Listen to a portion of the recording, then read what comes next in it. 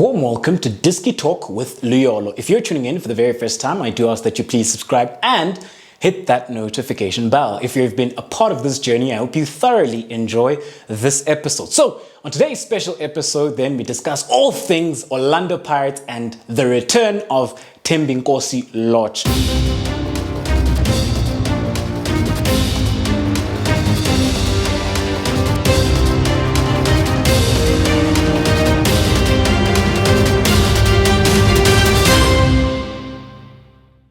So this is then a special feature focus episode where I have a look at Orlando Pirates star player, and I think a lot of Orlando Pirates fans will be very happy with his return to fitness, especially considering then how Orlando Pirates have been struggling then from a creative perspective and also then within the final third.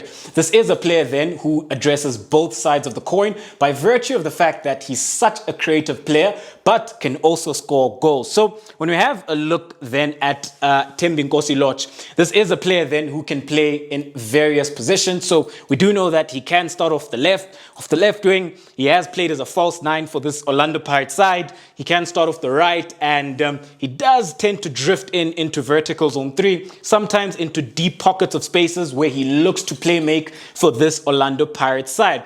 However, when we have a look then at this Orlando Pirates with regards to the system and the formation that they have been trying to impose, I think then Lorch will be very key then further up the pitch, especially in central zones, to also then give Orlando Pirates the presence in the two half spaces and then in zone 14 as well, especially considering that Orlando Pirates are playing a hybrid system. In possession of the ball, it does go to a 3-4-2-1. Out of possession, it's a 4-4-2. So on the left wing, Hotto would normally give the width. On the right wing, Shandu would give the width. So this then would allow Lorch to drift inside into the left side of the half space, drift inside into vertical zone 3, pop up into zone 14, and then also look to get into the box as well.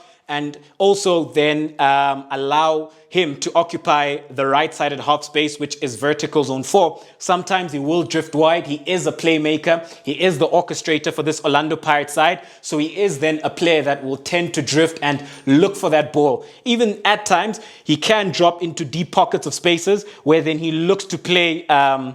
He looks to dictate and play make from deep pockets of spaces. So when he did come on against Amazulu, he does pick up the ball in this right-sided half space, and he was able then to find Hotto. Such a beautiful pass, but then Hotto couldn't finish. So in the past couple of games where he has come on, he has showed glimpses of the quality player that he is and the creative playmaker that he is as well, you know. And when you look at this Orlando Pirates side, they've been struggling, especially within the final third and finishing off those chances, and they've been inconsistent as well. So with the return of Thembinkosi Lorch, hopefully then he can look to inspire that consistency with regards to the chances which are being created, and also then with chances then being finished off. And also when you have a player of his caliber and you have a quality player within the side, sometimes it does tend to lift the general mood of the side, and it gives them that confidence, it gives them that injection that is needed. And when you also have a look at it then, Mhango has also then made a return with regards to him being in full training for Orlando Pirates. He also did then sign a 2-year extension. So this is a player then that they could look to use, as I've felt that Pepra has struggled up front. He works very hard. He gets himself into good positions. He just doesn't have the finishing quality. However, Mhango can easily address that issue, you know. So I think then if they bring back Mhango and then you have Lorch playing as a 10, and then you have Makhacha playing as the other 10, I think this could be a lot more penetrative for this Orlando Pirates side. You also have Mabasa, so then you could always then maybe sacrifice Makhacha. You could have then Mabasa and have Mhango as the 2 up front. Have Lorch then playing as the 10, where he's then assumes that free role, where then he can create for these 2 up front. Then you'd get the width from Hotto from the left-hand side, the width from Shandu on the right-hand side.